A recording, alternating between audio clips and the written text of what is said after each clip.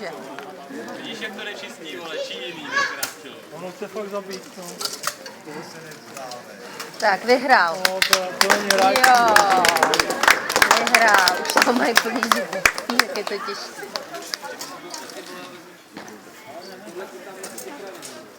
Vidíš, jak je to těžké, když to mají všechno na sobě. Když tam mají kovový Dámy a pánové, Oni to je svaný. No. dneska skupina se jednota Banská.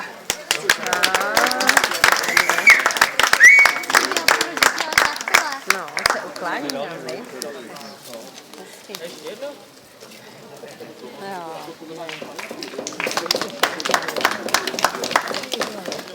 No, takže teď se vám budu zase chvilku věnovat já.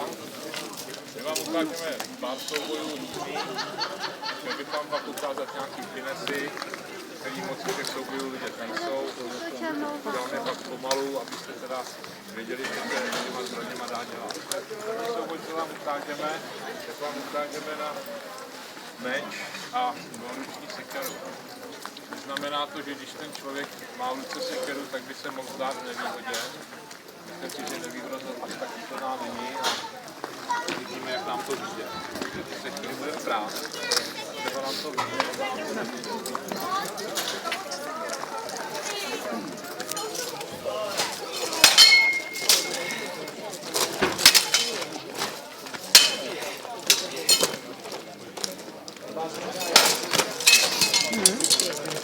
Už bych mu ji nandal, až by se zbláznil. Takže těm sekerám vám něco povím. Vidíte, že má nějaký takový svůj jinakší trochu tvar, než znáte sekeru na CV. Všechno má svůj význam. Tyhle těm typům seker se říká bradatice kvůli této části. Jestli jste si mohli všimnout, tak jsem se několikrát pokoušel tu jeho zbraň tou bradou právě zachytit a pákou mu ji vylomit. K čemu je ještě ta dobrá brada? Tyhle ty věci, co jsem vám řekl. A když jsem šel do obrany, tak jsem tu sekeru chytal dvouma rukama. Tu ruku jsem si chytil takhle a v okamžiku mi ta sekera chrání tu ruku. Takže zase už mám nějakou trošku jistotu, že nebude až tak dozle. Pan kolega měl meč, s který mi utek. Přijď sem s tím mečem.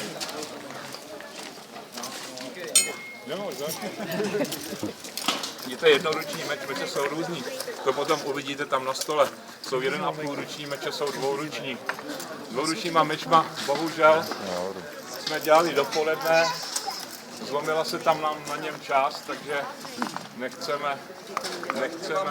Můžeme vám ukázat jeden, druhý se nám nějak trošku rozbil, takže trošku nás to až skoro mrzí, je slabý slovo. Takže tady je žlábek na tom. Proč myslíte, že je tam ten žlábek? Krev. Další nápad. Nejtvrdší místo. Nejtvrdší místo. By byl Máme nějaký nápad. Silnější. Takže nejtvrdší místo. Ten meč musí být pevný a pružný. Když bude jenom pevný, tak uletí. Když bude jenom pružný, tak bude zase měkký. Takže ten žlábek je tam na to, aby ten meč byl zpevněný. Dělá se tam drážko, vlastně ty vláknatý ocely se jakoby zhutnějí, takže tam dostávám tu pevnost.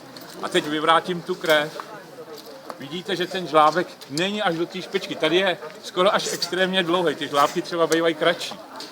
Podle toho, jak to ten kovář vyrobil. Dovedete si představit, že to rvu, použiju tady figuranta, že to takhle do něj rvu a abych ten žlábek dostal, tak to musím do něj narvat takhle. Teď budu čekat, až tam začne vysíkat krev, ale co nejvíc. Teď to z něj budu rvát zpátky, že jo? Co mezi tím budu 3krát mrtvej, takže ne, určitě ne. Jako jo, na tu krev. Takže takhle ne. Každá ta věc na té zbrani má nějakou svoji funkci. To vám pak ukážeme v další ukázce. A meč, o kterým jsem mluvil, kolik myslíte, že váží? Kolikátí otázka moje? 13. Dal bych 14. 15. Abych přihodil. 20. Ty to znáš? A kdybys to neznal, tak už to stejně 20. slyšel. 20. Nikoliv. 20 nebo víc? Ještě víc. 30. Nebojte se přisadit. Přisaďte. Můžu. 4 až 5 kilo. tyhle ty čísla 20, představte si nějaký pytel vápna. To by taky neudělal. Vápna, vemte si pytel vápna, běhejte s ním celý den a ještě s ním běhejte, když vás někdo honí, třeba pusťte na sebe psa, vemte si pytel vápna na záda a běhejte, přestane vás to bavit, takže ne, ten člověk musel taky s tím něco dělat. Jo, tady je problém jediný a je to ta dílka té zbraně, takže když si ji chytnete takhle, tak cítíte tu váhu, tu páku na tu ruku. Proto tenhle terbek, co držím, je pozdější.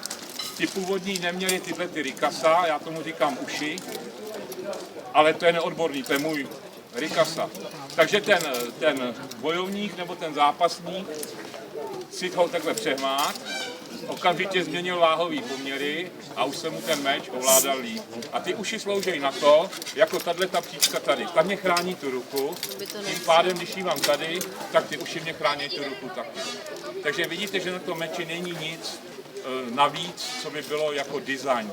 Ne, všechno, co na těch zbraních bylo, mělo svůj význam. Teď pustím kolegáčky, vám udělají ukázečku. A páku.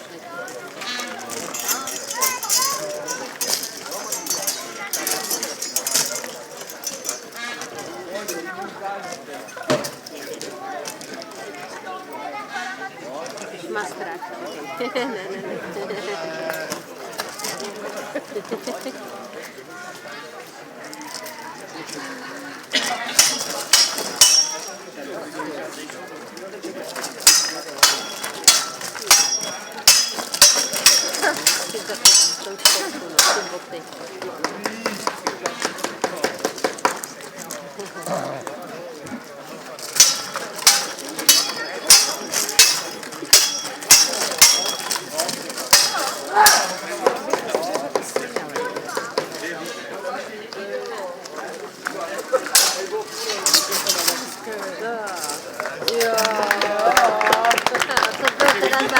Vidíte, že mladej porazil starýho. Je nová doba. Tak, teď mám tady další meč. Víte, co to je za meč?